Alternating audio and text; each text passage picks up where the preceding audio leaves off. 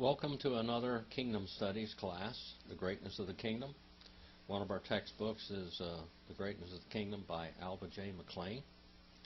At this time we're studying the greatness of the kingdom, or the kingdom of God, and the apocalypse. We're talking about the book of Revelation. This is class 38, part 2, or 38b. In Revelation, the second chapter, in verse 10, it states, "Do not fear what you are about to suffer. Behold, the devil is about to cast some of you into prison, and that you may be tested, and that you will have tribulation 10 days. Be faithful until death, and I will give you the crown of life." Now, I have printed out and typed up a history of the 10 periods of the persecution, or the Roman persecutions. And I want to get this on tape with this class so that you will have a complete understanding of what's going on. We're going to use the chart back here behind me, and it starts back during this period of time when the Roman persecution does with Nero. And we're going to go on through time until we finish up into, and we come into Constantine, when he marries the church to the state.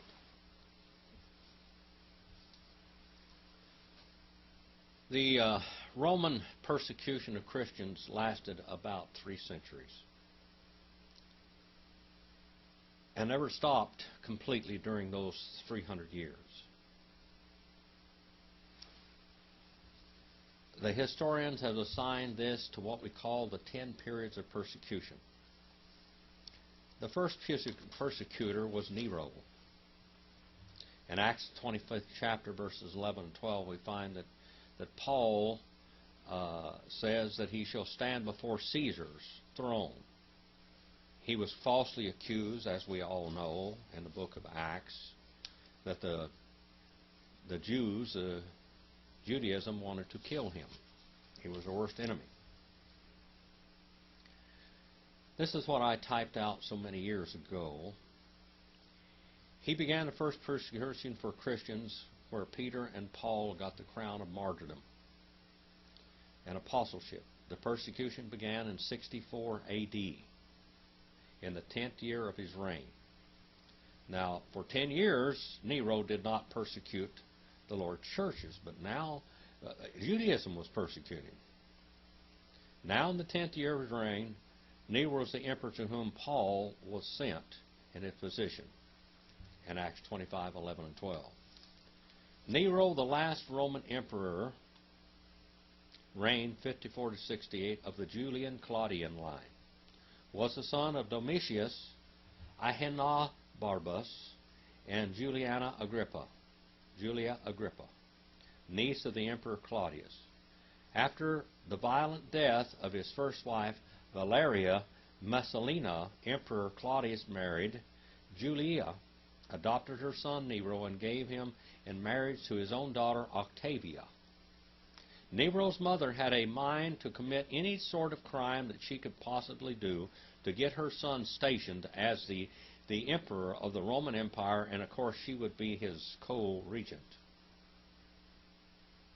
She prepared him for this station by Annaeus Seneca, she appointed as his tutor, and caused the freedman Afranius Burrus, a rough but experienced soldier, to be made the commander of the Praetorian Guard. These men were the advisors and chief supporters of Nero in his becoming emperor after the sudden death of Claudius. Nero was born in Antium on December the 15th, A.D. 37, and was 17 years old when he began to began to be emperor. He believed himself to be a great singer, a poet, and a musician. And he was he was filled with sensuality and moral perversity. Agrippina has expected to be his partner as her son ruled the government. But he decided to get rid of her, and he had her murdered. The first years of Nero's reign, under the direction of Burrus and Seneca, the real powers behind the throne, were auspicious in every way. A series of regulations either abrogated or lessened the hardships of direct taxation, the arbitrariness of legislation and provincial administration, so that Rome and the empire were delighted. For the first 5 years of Nero's government were accounted the happiest of all times, and regarded by Trajan as the best of the imperial era. The first 5 years of reign were the most glorious times in the Roman Empire, 54 to 59 AD, while the rest of his reign was horrible. Nero became a symbol of every sort of evil during that age. He killed his mother. He killed his brother. He killed his wives, Octavia and Poppaea.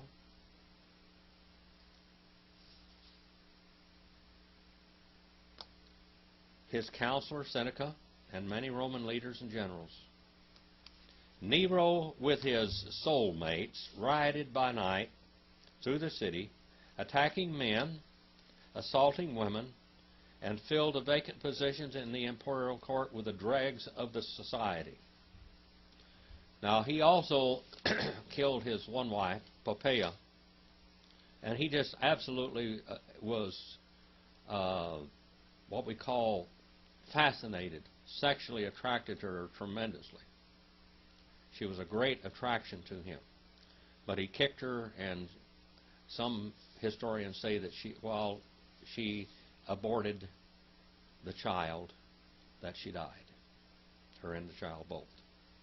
Now, there was a slave that looked a lot like Poppaea. And Nero had him neutered, and he used him as his wife, as his lover, as Poppaea was, because she looked a lot, her facial features and dimensions were a lot like her. In the civic administration, extravagance abounded. By the way, please excuse this horse collar-looking thing. My neck is in very bad condition, and extended reading is hard on me when I have to look down. Financial deficits grew overnight. The fortunes of those who had been condemned at law, of all the freedmen, of all the pretenders by faith, filled the depleted entourage of this horrible leader. The coin was deliberately debased. In other words, they were not gold and silver coins anymore. They were brass and copper. All efforts to stem the disasters were in vain. The general misery had reached its highest when in AD 64 occurred the terrible conflagration which burnt entirely 3 and partly 7 of the 14 districts in the city of Rome. The old authors, Tacitus and Suetonius, say clearly the testimony of all other later Christian writers that Nero himself gave the order to set the capital city on fire. He wanted to burn the old city up. And while he burned this old city up, millions of dollars of wealth disappeared in the fires. Countless works of unbelievable art were destroyed. Thousands of lives were taken. Nero had planned a new residential city, and he was going to call it Neronia. For 6 days the fire ravaged the closely built quarters. Many thousands perished in the flames. Informers bribed for this very purpose declared that the Christians had set fire on Rome. Their doctrine of nothingness and earthly joys, in comparison with the delights of the immortal souls in heaven, was an enduring reproof to the desolate emperor. There began a fierce persecution throughout the empire through robbery, confiscation of Christian property, Christians were forced to pay in every way for the building of the new Rome. In this persecutions, Peter and Paul were martyred in AD 67.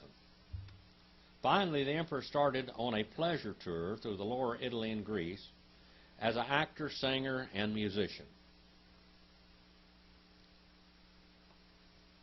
Outbreaks in the provinces and in Rome itself now presaged the approaching overthrow of the Romanian tyranny.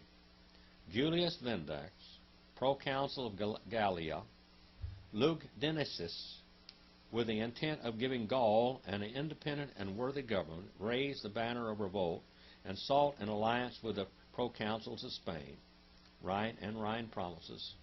Sulpicius Galba, proconsul of Hispania, Tarraconesis, who was already for the change, agreed to the plans presented to him, declared his fealty to Nero had ended, and he proclaimed emperor by his own army. Verginius Rufus, proconsul of Upper Germany, was offered the Principate by his troops, and led them against this usurper Vindex.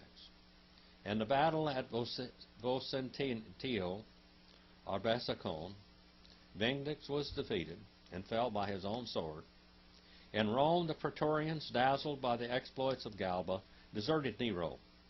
The Senate declared him an enemy of the state and sentenced him to the death penalty of a common murderer. Outlawed and forsaken, he committed suicide in the house of one of his freedmen in June AD 68. At once and everywhere, Sulpicius Galba was accepted as emperor. The sudden disappearance of Nero, whose enemies had spread the report that he had fled to the east, gave rise to the later legend that he was still living and would return to set again upon his imperial throne. Next we have Domitian. Titus Flavius Domitianus.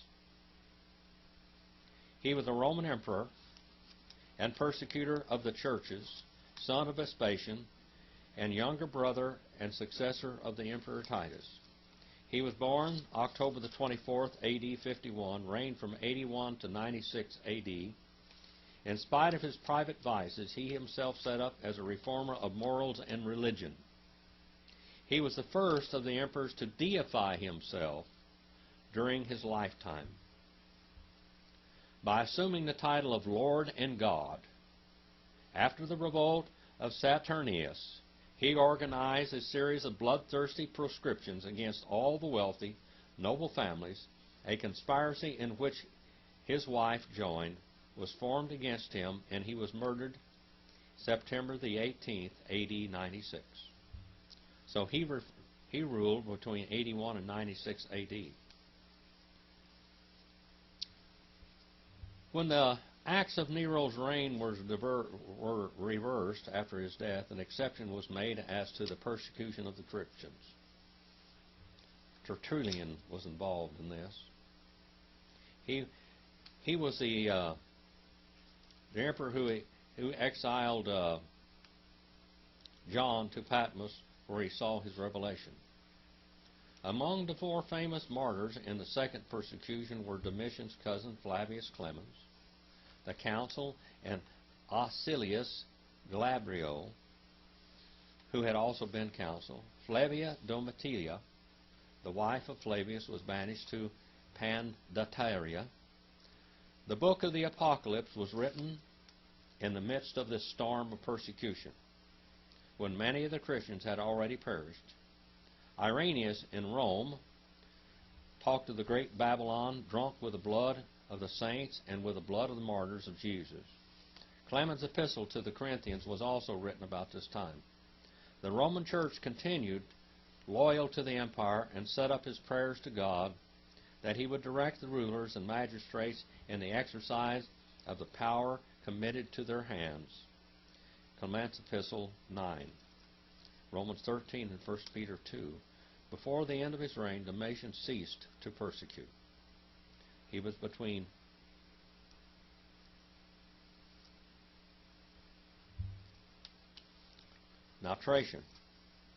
Trajan.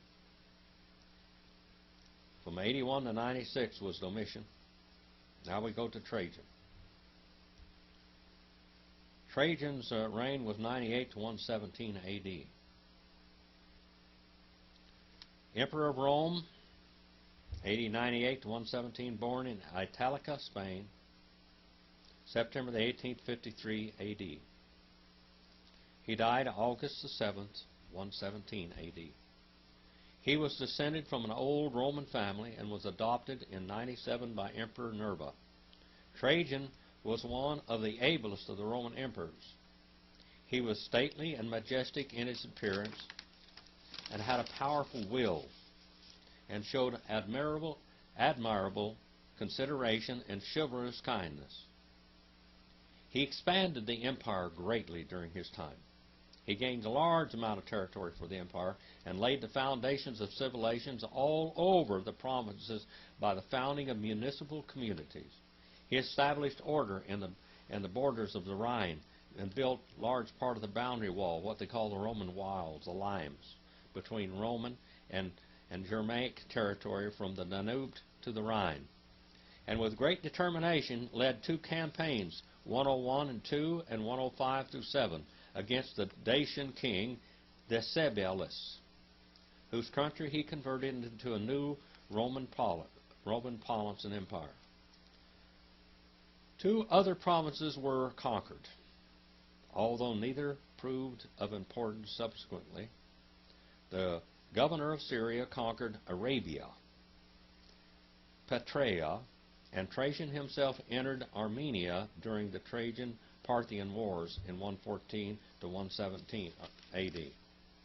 In his internal administration, Trajan was incessantly occupied with encouraging commerce and industries. The harbor of Ancona was enlarged, and new harbors and roads were constructed. Numerous stately ruins in around Rome gave proof of the emperor's zeal in erecting buildings for public purposes. The chief of these is the immense Forum Trajaneum, which in size and splendor cast the forms of other emperors into the shade. In the middle of the great open space was the colossal equestrian statue of Trajan. The free area itself was surrounded by rows of columns and niches surrounded by high arches. At the end of the structure was the Bibliotheca Ulpia, in the court which stood the celebrated Trajan column. The celebrated Trajan column, with its relief representing scenes in the Thasian Wars.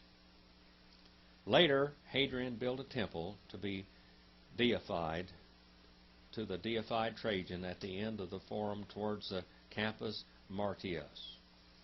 Art and learning flourished during Trajan's reign. Among his literary contemporaries were Tacitus, Juvenal, and the younger Pliny, with whom the emperor carried on an animated correspondence. This correspondence belonging to the years between 111 and 113 A.D., throws light on the persecution of Christians during this period of time in his reign. Pliny was legate of the double province of Bithynia and Pontus. In his territory he found many Christians and requested instructions from Trajan. In his reply, Trajan considers the confession of a Christianity as a crime worthy of death, which forbade the search for Christians and the acceptance of anonymous denunciations. Whoever shows by sacrificing to the gods he is not a Christian and is to be released. Where the adherence to Christianity is proved, the punishment of death is to follow.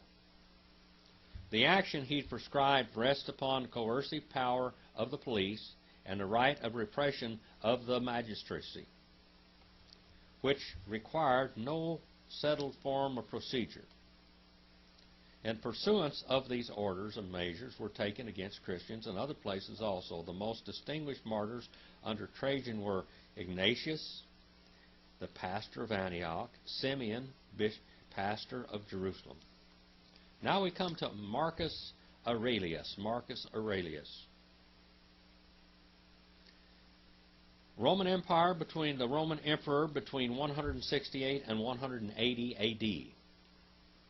Born in Rome, April 26, 121 A.D., died March 17, 180.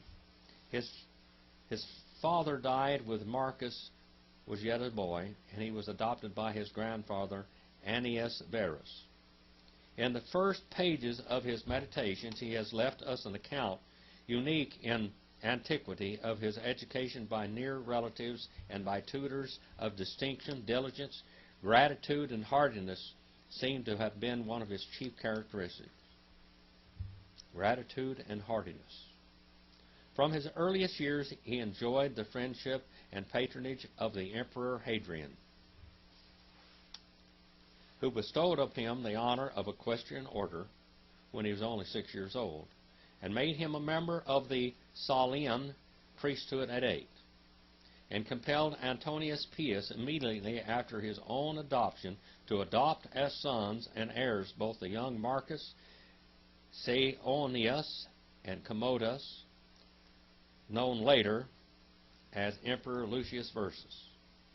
In honor of his adopted father, he changed his name from M. Julius Aurelius Verus to M. Aurelius Antonius. By the will of Hadrian, he espoused Faustina, the daughter of Antonius Pius. He was raised to the courtship or consulship in AD 140, and in 147 received the Trubician power. His co-reign with Lucius Verus was between 161 through 169. After the death of Lucius Verus in 169, he reigned alone till his death in 180 A.D. He is a great philosopher. Niebuhr calls him the noblest character of his time. It is true that the most marked trait of his character was his devotion to philosophy and letters. Philosophy became a disease in his mind and cut him off from the truths of practical life. He was steeped in the grossest superstition. He surrounded himself with charlatans and magicians. The highest offices in the empire were sometimes conferred on his philosophic teachers, whose lectures he attended even after he became emperor. In the midst of the Parthian War, he found time to keep a kind of private diary, his famous Meditations, or 12 short books of detached thoughts and sentences in which he gave over to the posterity the results of his rigorous self-examination. In his dealing with the Christians, Marcus Aurelius went a step further than any of his predecessors. Throughout the reigns of Trajan, Hadrian, and Antonius Pius, the procedure followed by Roman authorities in their treatment of Christians has that outlined in Trajan's prescript to Pliny, by which it was ordered that the Christians should not be sought out. If brought before the courts, legal proof of their guilt should be forthcoming before they could be executed or punished. It is clear that during the reign of Aurelius, the comparative leniency of the legislation of Trajan gave way to a more severe temper. In southern Gaul, at least, an imperial prescript inaugurated an entirely new and much more violent era of persecution. Eusebius, in Asia Minor and in Syria, the blood of Christians flowed in torrents. In general, the recrudescence of persecution seems to have come immediately through the local action of provincial governors, impelled by the insane outcries of terrified and demoralized city mobs. In any general imperial edict was issued, it has not survived. It seems more probable that the new decrees mentioned by Eusebius were local ordinances of municipal authorities and provincial governors. As to the emperor, he maintained against the Christians the existing legislation, though it has been argued that the imperial edict against those who terrify by superstition the fickle minds of men was directed against Christian society. It is clear, however, that from the scattered references in contemporary writings of Celsus, Origen, Contra Celtum, Melita in Eusebius, Athenagoras, Legatio Pro Christianus, that throughout the empire an active pursuit of the Christians was now undertaken. In order to encourage their numerous enemies, the ban was raised from delatores or denouncers, and they were promised rewards, bounty hunters, for the cases of successful conviction. The impulse given by this legislation to an unrelenting pursuit of the followers of Christ rendered their condition so precarious that many changes in ecclesiastical organization and discipline date at least an embryo at this period of time. Another significant fact pointing to the growing numbers of influence of the Christians, the increasing distrust on the part of the imperial authorities and the cultured classes, is that active literary propaganda emanating from the imperial surroundings was commenced at this point of time. The Cynic philosopher, the Cretians, took part in public disputations with Justin in Rome. Fronto, the preceptor and bosom friend of Marcus Aurelius, denounced the followers of the new religion in a formal discourse, and the satirist Lucian of Samosata turned the shafts of his own wit against them as a party of ignorant fanatics. No better proof the tone of the period of the widespread knowledge of Christian beliefs, practices which prevailed among the pagans, is needed when the contemporary true word of Celsius and Origen, a work in which were collected all the calumnies of pagan malice, and all the arguments set forth with the skill of the trained rhetorician, which the philosophy and experience of the pagan world could muster against the new creed of Christians. The earnestness and frequency with which the Christians replied to these assaults by the apologetic works of Anaxagoras, Menicius, Felix, Theophilus of Antioch, addressed directly to the emperors themselves or to the people at large, show how keenly alive they were in the dangers arising from those literary and academic foes. For such and so many causes, it is not surprising that the Christian blood flowed freely in all parts of the empire. The excited populace saw in the misery and the bloodshed of the period a proof that the gods were angered by their toleration accorded to the Christians. Consequently, they threw on the latter all the blame for the incredible public calamities, whether it was famine, pestilence, drought, or floods.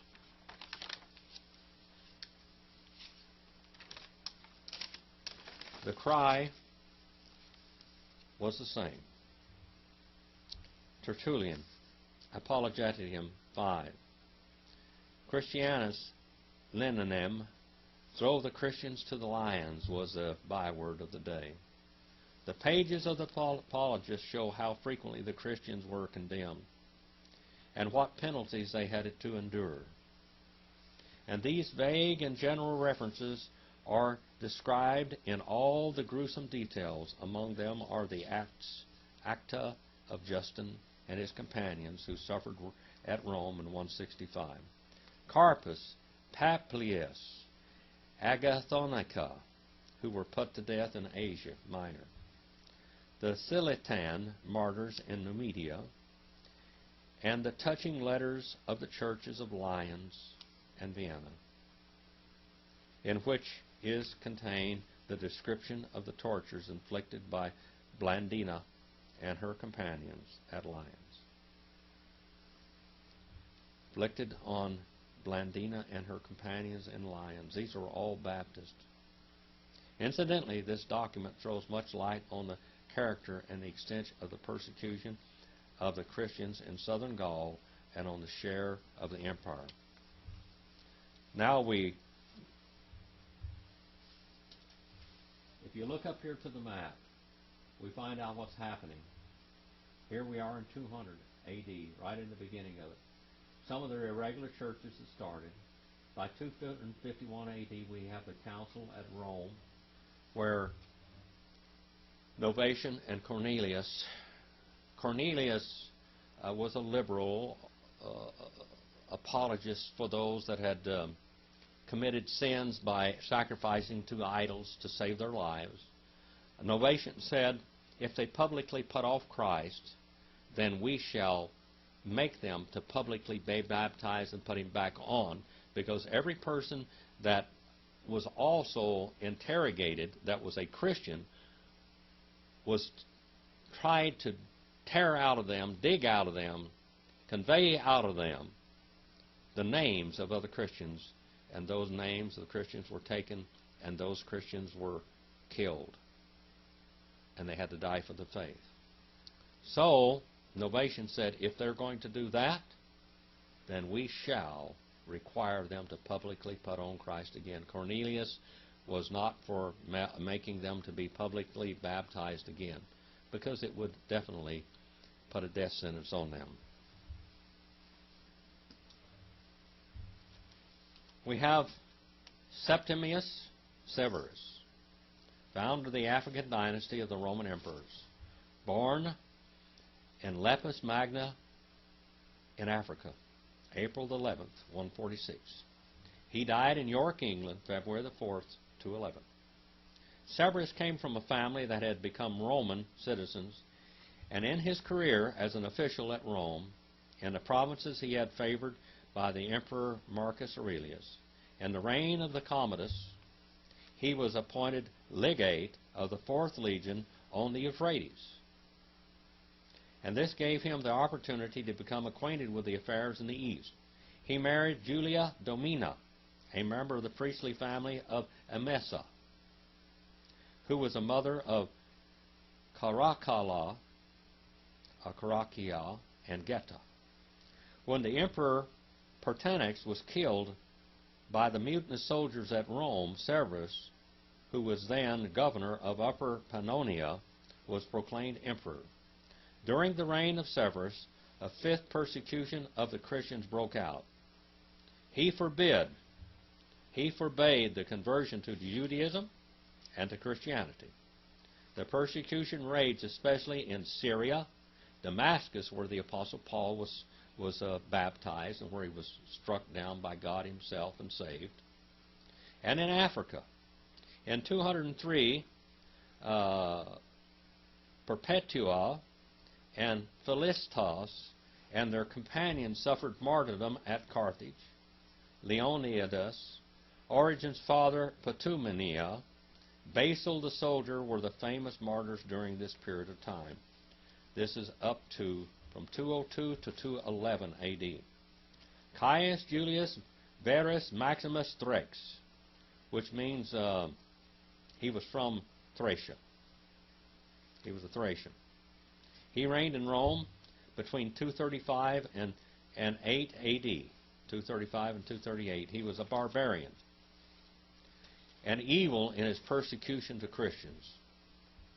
Number 7, Decius, the Roman emperor from 249 to 251 A.D., and during his period of time, this is when Novatian and Cornelius had their debate in Rome. They were coming up to this period of time right here now, 251 A.D., 251. In the Roman church, we have the church government is going to be changed. We have irregular churches. We have baptismal regeneration, infant baptism, non-fellowship declared with other Christians in 251. The true churches are now changing their philosophy and their theology.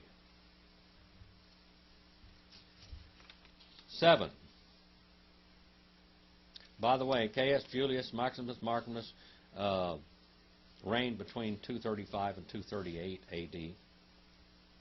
Now we have Decius. That's where we get the decimal point. That's where we get 10.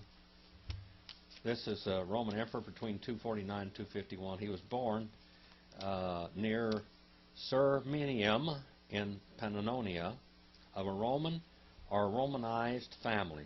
practically nothing is known about his career, but the greater part of his life seems to have been passed in the army. He was a soldier. He was the first of the great soldier emperors from the Danubian provinces under whom this senatorial regime ended and the governmental became an absolute monarchy. Problems of administration, internal as well as external, at once claimed his attention. Oblivious of the changes wrought by time and the march of ideas, he pinned his faith to the almost abandoned paganism of old Rome as the solution of the problems of his time. Such sweeping reforms necessarily brought into prominence the growing power of the Christian church and made it clear that any attempt to realize or enforce the absolutism of the early Roman politics must necessarily be futile as long as a considerable body of citizens possessing the Christian creed was allowed to be free and exercise their religion. Beliefs in the freedmen, beliefs in the freedom of conscience and the higher estimate of religion found among the Christians could find no part in such the schemes of those of Decius, and would necessarily prove an insurmountable obstacle to the complete realization of his plans. Various reasons had been assigned for the emperor's hatred of Christianity, some seeing it as an evidence of his innate cruelty, others to desire to be avenged on the friends of his predecessor. But there can be little doubt that the main motives for his hostility were political, and conceived not in the form of fanaticism, but in purposes of political expediency. The scope of his anti-Christian legislation was broader than that of any of his predecessors and more far-reaching in its effects.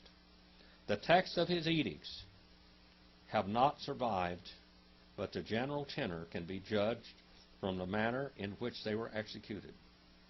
The object of the emperor was not the extermination of Christians, but the complete extinction of Christianity itself. Pastors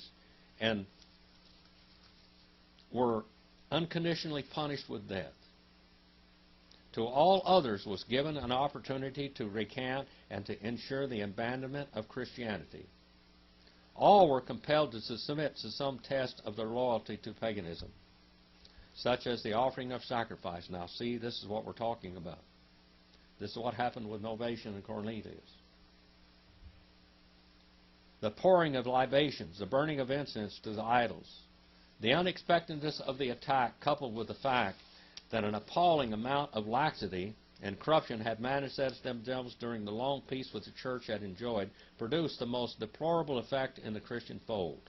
The church was changing. The church's philosophy and religion were changing. The theology was changing. Multitudes presented themselves to the magistrates to express their compliance with the imperial edict.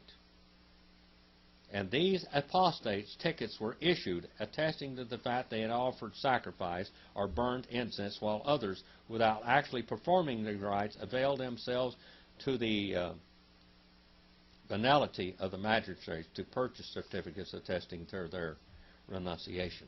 In other words, they bought certificates saying that they had offered sacrifice to idols. And these were was the laxity of the discipline of the churches in 251 A.D. between Novatian and Cornelius. These defections, though numerous, more than counterbalanced by the multitudes who suffered death, exile, confiscation of all property, torture in all parts of the empire. The Decian persecution was the severest trial to which the churches up to that time had been subjected, and the loss suffered by the churches in consequence of apostasy was almost as damaging as the losses by martyrdom. The churches changed their discipline. They accepted those that offered these sacrifices back in. Well, many died. Number 8, the Valerian, from 253 to 260 A.D. All pastors and deacons were killed. He was a Roman emperor between 253 and 260, member of the distinguished family, and he had held several offices before the army proclaimed him emperor in 253 at Rhaetia. Weak and irresolute in his abilities, were unequal to his difficulties of the times. His son and co-regent Gallienus was lacking also in force. Christian tradition regards him as the originator of the persecution of Christians under Decius in 257. Valerian issued a prescript of kindly language, taking from Christians to the right to hold assemblies or to enter the subterranean places of burial, sending the clergy into exile. In 258, by a new and absolutely merciless edict, all pastors and deacons were executed immediately. Men of senatorial and equestrial rank were punished with degradation and confiscation of goods, to be followed by death. If they refused to offer heathen sacrifice, women were threatened with confiscation of their property and exile.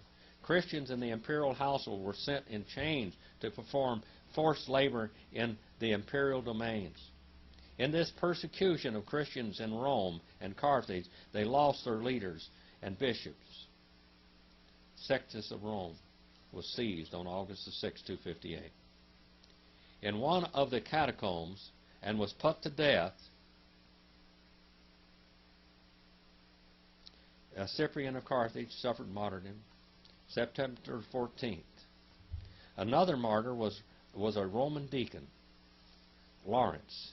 In Spain, Pastor Fructuosus of Tarragona and his two deacons were put to death on the 21st of January, 259.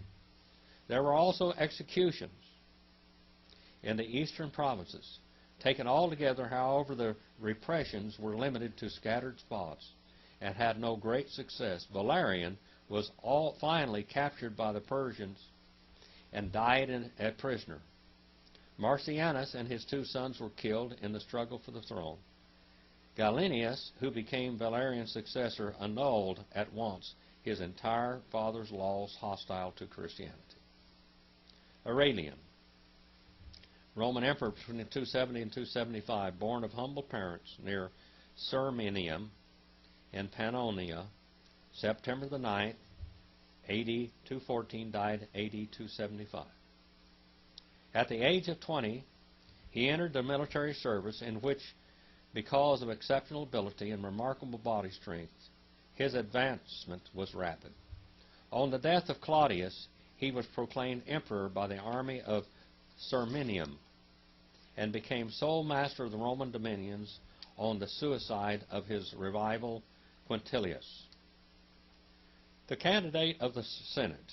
During early years of his reign, Aurelian exhibited remarkable justice and tolerance towards Christians.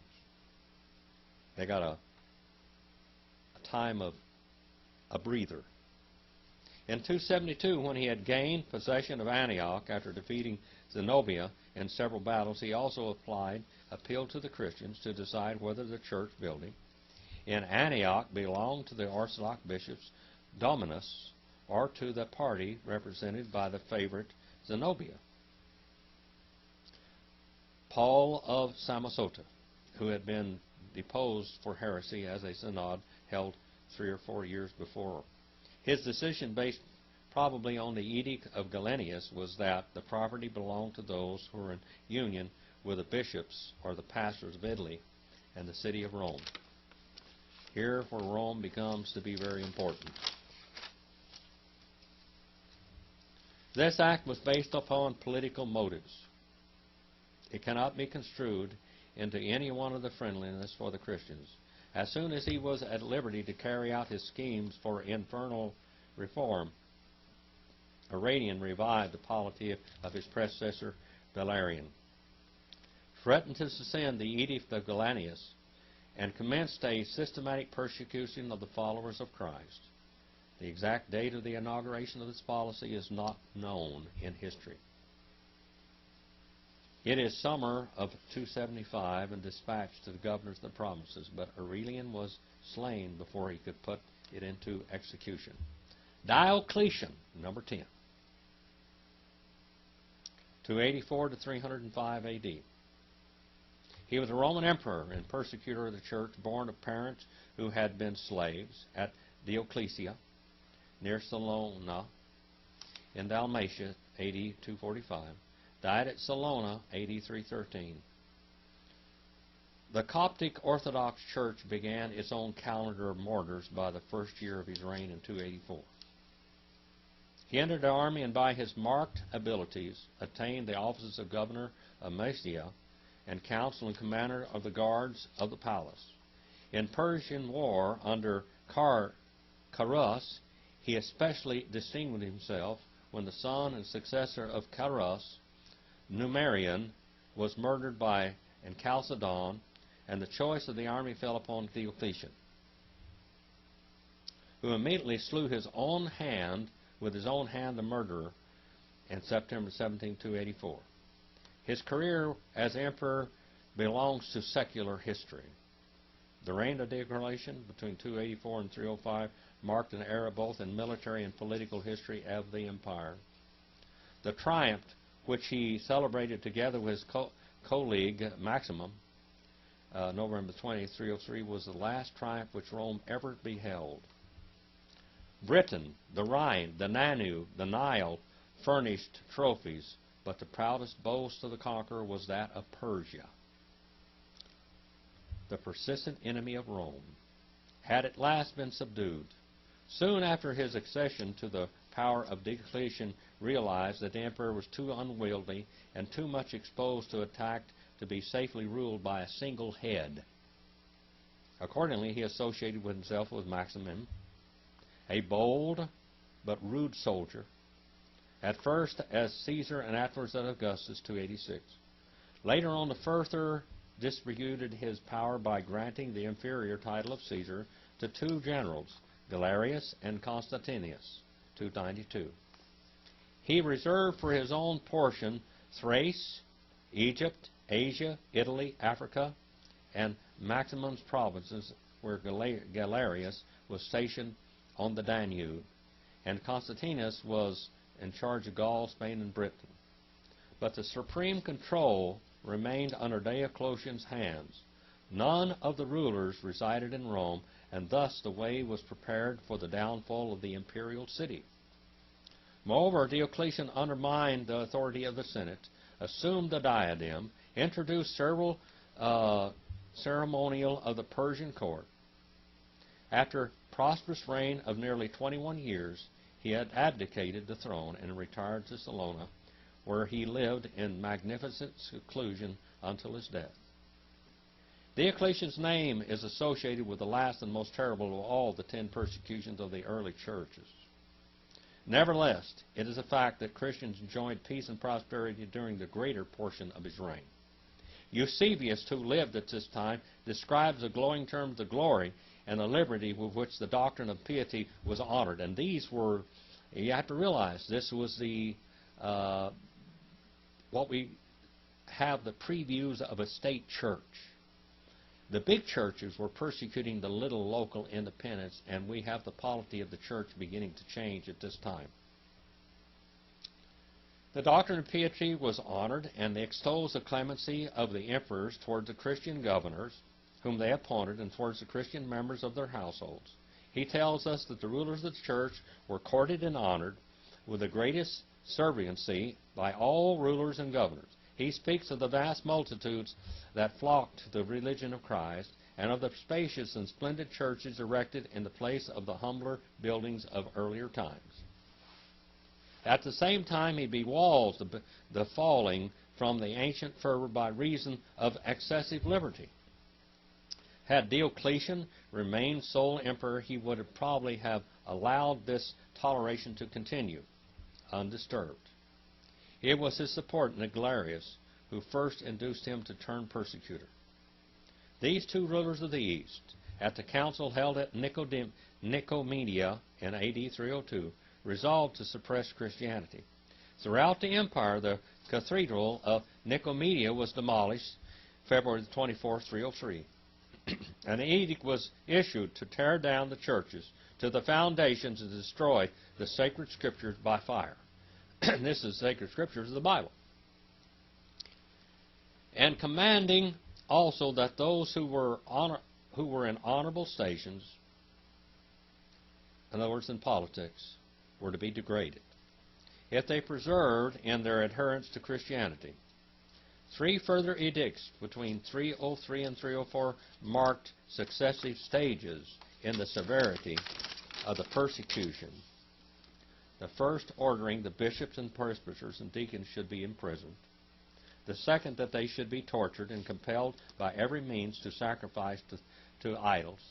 Third, including the laity as well as the clergy. The atrocious cruelty with these edicts was enforced, and the vast numbers of those who suffered for the faith are attested to by Eusebius and the Acts of the Martyrs. We read even the massacre of whole populations of a town because they declared themselves to be Christians. The whole town was killed. The abdication of Diocletian, May the 1st, 305, and the subsequent partition of the empire brought relief on many provinces. In the east, however, where Galerius and Maximian held sway, the persecution continued to rage. Thus it will be seen that the so-called Diocletian persecution should be attributed to the influence of Galerius, and it continued for 7 years after Diocletian's abduction. I hope that this tells you just a little bit about the history of the churches during this period of time. We are up here in the 4th century at this time. Now the churches are beginning to change. We have Montanists, we have Patarines, the Novatians, where Novatian was stood against Cornelius. We have the Puritans. We're going to have the Donatists and the Patarines. Patarines are sufferers also. We have all this beginning in this period of time right here. And we'll see how the state church under Constantine begins to change her doctrines according to pagan religions.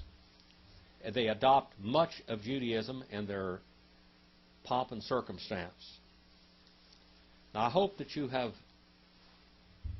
enjoyed this class period in class number 38B. It was a long reading and maybe boring to some, but this is historical evidence of what happened during the period of time in Revelation 2 and verse 10, and I'll read that scripture one more time. Do not fear what you are about to suffer. Behold, the devil is about to cast some of you into prison. The devil in the name of these emperors and through these emperors, that you may be tested, and that you may have tribulation 10 times, 10 days, 10 periods of time. Be faithful unto death, and I will give you the crown of life. Our Heavenly Father, thank you for your word today. Thank you for all of those souls of your people that gave their lives for your word and for your doctrines and for your truth. We remember them. Give us the grace that if things like this happen to us, that we'll be staunch and true to your word. Thank you for the freedom that we have to preach your word, and it goes out all over the world. Forgive us for we fail you. Help us to be servants of you, willing servants, vessels of honor. In Jesus' name we pray. Amen.